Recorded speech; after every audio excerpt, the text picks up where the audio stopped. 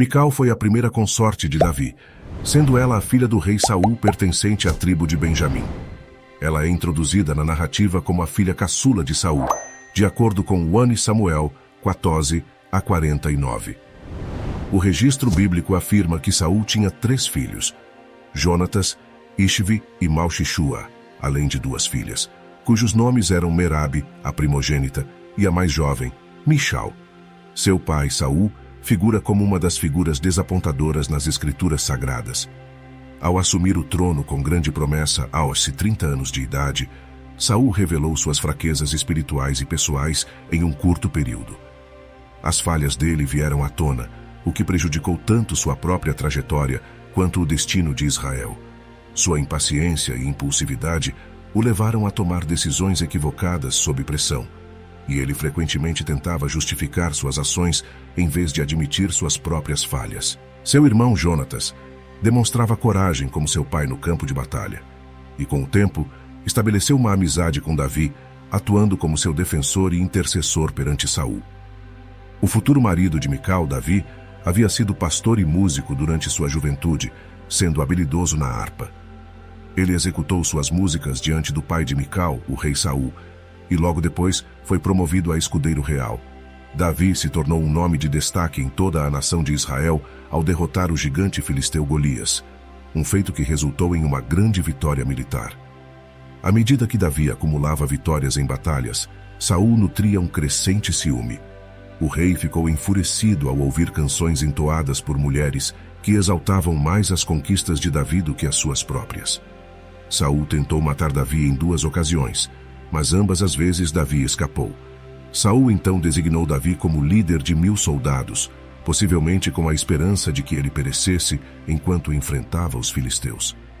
Essa ação poderia ter sido uma maneira sutil de expô-lo a maior perigo. De maneira formal, isso lhe conferia um comando maior. Graças às notáveis realizações de Davi, todo o Israel começou a reconhecê-lo. Sendo a filha mais velha de Saul, Merabe estava prometida ao homem que derrotasse o gigante filisteu. E assim, David foi proposto como um pretendente para ela. Entretanto, para que essa promessa fosse cumprida, outras vitórias ainda deveriam ser alcançadas. Saul tinha a esperança secreta de que Davi não sobrevivesse a essas façanhas. Quando David expressou sua falta de méritos para se tornar genro do rei, Merabe foi prometida a outro homem, talvez como uma maneira de Saul tentar envergonhar Davi. Nesse ponto da narrativa, a relação entre Mical e David começa a se desenvolver. Como registrado em 1 Samuel 18-20 e 21, Mical, filha de Saul, amava Davi, e quando contaram a Saul, isso o agradou. Saul disse: "Eu a darei a ele para que ela se torne uma armadilha, má influência, fonte de problemas para ele, e para que a mão dos filisteus seja contra ele." Então Saul disse a Davi pela segunda vez: "Você será meu genro hoje." Saul concordou em dar Mical a Davi, mas estabeleceu uma condição peculiar. Davi deveria apresentar um dote de 100 prepúcios de filisteus. Novamente, a intenção oculta de Saul era que Davi fosse morto pelas mãos dos filisteus.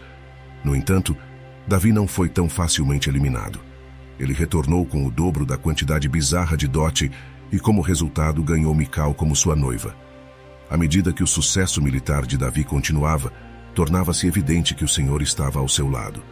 No entanto, o ódio e o medo de Saul em relação a Davi cresciam. Inicialmente, Mical e David pareciam ter um relacionamento positivo.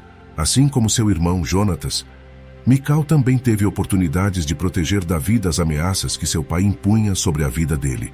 Quando Saul enviou homens para assassinar Davi, Mical auxiliou-o a escapar através de uma janela e astutamente o cobriu com uma narrativa de que ele estava enfermo. Em seguida, ela alegou que Davi a havia ameaçado de morte caso ela não o ajudasse. Após a morte de Saul em um confronto contra os filisteus, Davi foi levado novamente a Mical. No entanto, um ponto crítico da relação deles ocorreu quando Davi trouxe a Arca da Aliança para Jerusalém. A história de Mical, nesse contexto, se relaciona à maldição que ela pronunciou contra Davi devido a esse evento. A Arca da Aliança, que havia sido capturada pelos filisteus anteriormente, foi finalmente trazida de volta a Israel e mantida em Kiriat Jearim. Davi sentiu o desejo de transferir a arca para Jerusalém, uma cidade central e significativa. Como rei, ele tomou a decisão de trazer a Arca de Deus para a capital. Para assegurar que o transporte fosse realizado de maneira apropriada, Davi investigou as escrituras sagradas para entender o procedimento adequado de transferência da arca. Posteriormente, a arca foi transportada para uma tenda temporária na cidade de Davi, onde a celebração era evidente nas ruas. O rei expressou imensa alegria e dançou com fervor diante do Senhor. Isso é registrado em 2 Samuel 6, 14 e 23. Davi dançava perante o Senhor com grande entusiasmo. Ele usava um éfode de linho, uma peça de vestuário que normalmente era reservada aos sacerdotes, enquanto Davi e todo o povo de Israel conduziam a arca do Senhor até a cidade de Davi. Os sons de alegria e o toque das trombetas ecoavam. Quando a arca do Senhor entrou na cidade, Mical, a filha de Saul e esposa de Davi, observou da janela e viu o rei Davi saltando e dançando diante do Senhor. No entanto, ela o desdenhou em seu coração, considerando-o indigno. A arca foi colocada em seu local dentro da tenda que Davi havia preparado. E então, ele ofereceu holocaustos e ofertas pacíficas como uma expressão de adoração ao Senhor. Após completar os rituais de oferecer holocaustos e ofertas pacíficas, Davi abençoou o povo em nome do Senhor dos Exércitos. Ele distribuiu entre toda a multidão de Israel, homens e mulheres, pães em forma de anel, bolos de tâmaras e bolos de passas. Com as bênçãos proferidas, cada pessoa partiu para suas casas.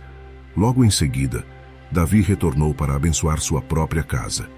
No entanto, sua esposa Mical, filha de Saul, saiu ao encontro dele e expressou sua desaprovação pela maneira como ele se comportou durante a celebração. Ela criticou que Davi havia se despojado de suas vestes reais diante das servas, se expondo como alguém insignificante. Ela fez uma observação sarcástica sobre a cena. Davi respondeu a Mical, explicando que suas ações foram motivadas por sua devoção ao Senhor, que o escolheu acima do próprio pai de Mical para liderar Israel, o povo do Senhor. Ele afirmou que sua celebração foi um ato de adoração sincera, destinado a Deus, e que ele estava disposto a se humilhar ainda mais, se necessário, em adoração ao Senhor. Essa passagem ressalta a importância da adoração genuína a Deus.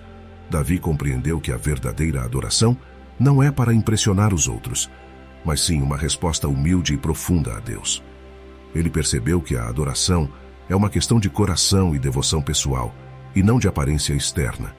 A história também destaca a dinâmica entre Davi e Mical, evidenciando suas diferenças em relação à compreensão e prática da fé. Lemos: Davi dançou perante o Senhor com todas as suas forças. Davi não conteve nada em sua expressão de adoração. Ele não dançou por obrigação, mas como resultado de uma adoração verdadeira. Sua alegria em trazer a arca do Senhor para Jerusalém estava alinhada com a vontade de Deus.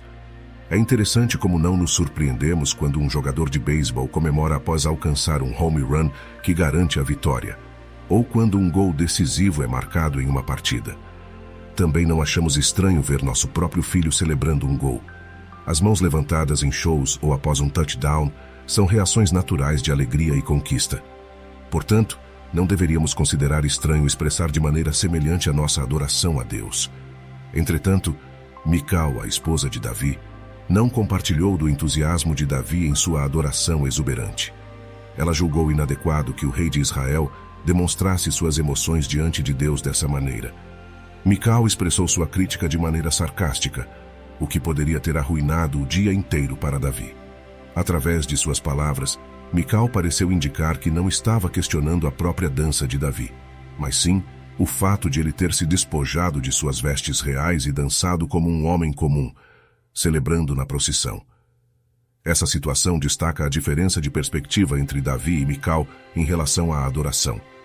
Davi via sua adoração como um ato de devoção genuína, enquanto Mical estava mais preocupada com a aparência externa e a dignidade real. Isso ressalta a importância de compreender que a adoração autêntica é uma questão de coração e não deve ser restringida por normas externas. Davi agiu como um simples adorador entre o povo de Israel, sem se destacar como rei. A crítica mordaz de Mical não conseguiu afetar seu ânimo. Ele respondeu com sinceridade, deixando claro que sua ação era para Deus e não para agradar a ela. Davi explicou que sua dança e celebração foram diante do Senhor. enfatizando sua disposição em se humilhar ainda mais e demonstrar sua devoção. Na abordagem de Davi, podemos extrair 3 importantes lições para líderes que buscam agradar a Deus. Primeiro, a noção de sacrifício. Davi fez inúmeras concessões durante o trajeto até Jerusalém para trazer a Arca da Aliança. Em segundo lugar, ele exemplificou a importância de se entregar completamente. Davi dançou e clamou com uma entrega desinibida em adoração ao Senhor. Terceiro, ele demonstrou serviço ao alimentar generosamente todo o povo de Israel durante a celebração. As atitudes de Davi eram notáveis, porque ele não buscava demonstrar sua espiritualidade para os outros. Ao contrário, ele adorava com sinceridade, sem se preocupar com as opiniões alheias. Enquanto isso, a menção da nudez de Mical não era necessariamente um sinal de julgamento divino. Contudo, há um princípio subjacente de que a excessiva crítica muitas vezes leva à exposição de falhas. O casamento entre Davi e Mical, inicialmente considerado como uma união notável em Israel, passou por uma série de reviravoltas dramáticas. Esses eventos culminaram em Davi escolhendo múltiplas esposas. Mical optou por se opor ao marido e passou a vida sem ter filhos. Apesar de Davi ser reconhecido como alguém que possuía um coração voltado para Deus, seus relacionamentos conjugais apresentavam dificuldades.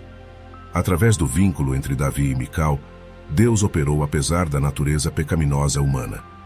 Esse exemplo também nos ressalta que, mesmo em meio a falhas do passado, o Senhor nos chama a viver para Ele e a seguir sua orientação em nossas vidas. A esposa de Davi, Mical, estava excessivamente preocupada com a imagem externa em detrimento da autenticidade. Quando Davi dançou em adoração ao Senhor, ela sentiu vergonha por ele. Sua principal preocupação era proteger a reputação da família e manter uma fachada de sofisticação. No entanto, essa atitude muitas vezes nos leva a desenvolver atitudes superficiais, focando apenas na aparência e negligenciando a substância. Diferentemente de Mical, Davi era verdadeiramente um homem segundo o coração de Deus.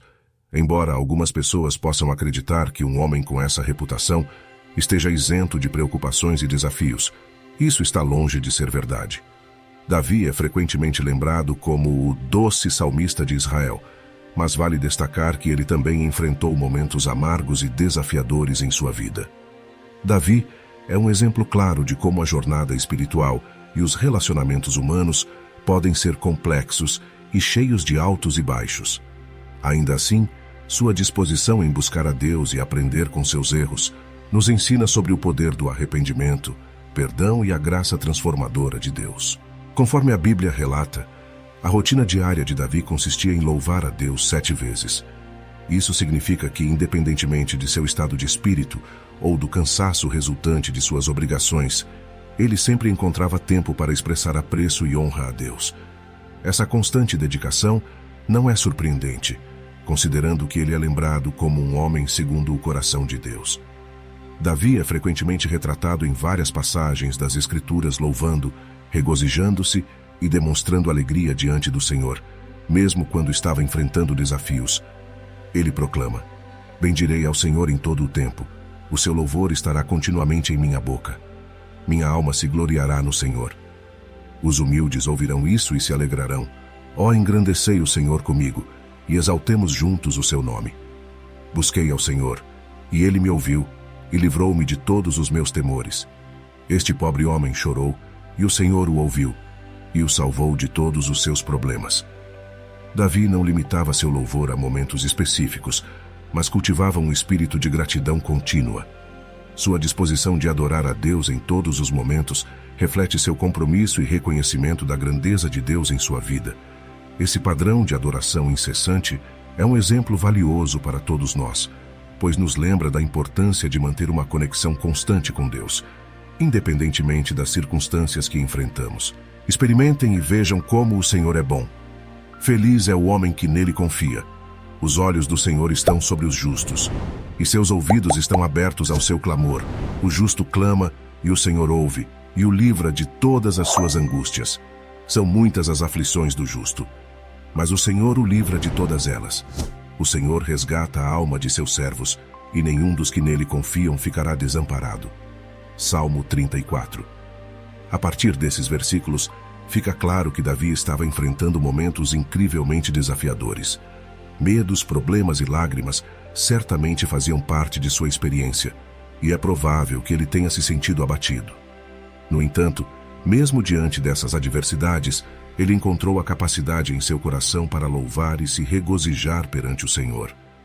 É precisamente por essa atitude que o poder de Deus se revelava de maneira impressionante na vida de Davi, resgatando-o repetidamente de suas tribulações. Em vez de ceder à reação comum de reclamação diante dos desafios, Davi optou por louvar a Deus. Ele entendeu que focar exageradamente nos problemas tende a ampliar a negatividade e a desesperança, levando até à depressão, já que o que focalizamos sempre parece maior do que realmente é. Esses problemas podem dominar nossa mente e afetar não apenas nossas reações, mas também nossa autoestima. Uma das razões pelas quais Davi é chamado de homem segundo o coração de Deus é sua fé inabalável no Senhor. Através da prática constante de meditar em Deus e suas promessas, Davi ganhou entendimento e sabedoria, uma conexão profunda que lhe permitia confiar em Deus mesmo nos momentos mais difíceis, pois Deus se regozija quando entregamos a Ele nossos pensamentos. Portanto, seria sensato dedicar tempo à leitura da Bíblia e refletir sobre suas palavras ao longo do dia. Ao longo da vida de Davi, houve momentos de profundo medo e desespero, bem como períodos de grande paz e prosperidade. No entanto, independentemente das flutuações em sua jornada, Davi nunca deixou de expressar sua gratidão ao Senhor por todas as bênçãos que recebeu. Essa qualidade é indubitavelmente uma das características mais notáveis de Davi. Como seguidores de Jesus Cristo, seria altamente benéfico adotarmos o exemplo de Davi. Assim como ele, devemos oferecer louvor e gratidão ao Senhor por tudo o que Ele nos concede. O louvor, a ação de graças, a alegria e o regozijo são poderosas armas que temos à disposição. Elas têm a capacidade de nos fortalecer, independentemente da intensidade das batalhas que enfrentamos. Podemos confiar na garantia de vitória, assim como nos ensina o Salmo 22:3. Entretanto, Tu és santo, ó Tu, que habitas no santuário, onde os louvores de Israel são entoados. Portanto, devemos encarar com confiança tudo que se apresenta diante de nós e manifestar louvor pelas vitórias que almejamos. Vamos orar. Querido Pai, eu te agradeço, porque Tua provisão me capacita a triunfar, independentemente do desafio que possa enfrentar. Peço Tua ajuda para que eu não permita que o inimigo enfraqueça minha fé, explorando minha mente para amplificar os obstáculos. Por favor, concede-me a graça de Te louvar, mesmo quando estiver enfrentando adversidades, pois é assim que conquisto minhas batalhas. Toda honra e glória sejam a Ti, em nome de Jesus eu oro. Amém. Chegamos ao final deste vídeo abençoado. Esperamos que tenha tocado o seu coração e fortalecido a sua fé. Se você gostou, deixe o seu amém nos comentários e compartilhe essa mensagem com seus irmãos em Cristo. Não se esqueça de se inscrever no canal para receber mais conteúdos edificantes. Agradecemos a sua presença e que Deus continue abençoando a sua vida. Até a próxima, em nome do Pai, do Filho e do Espírito Santo. Amém.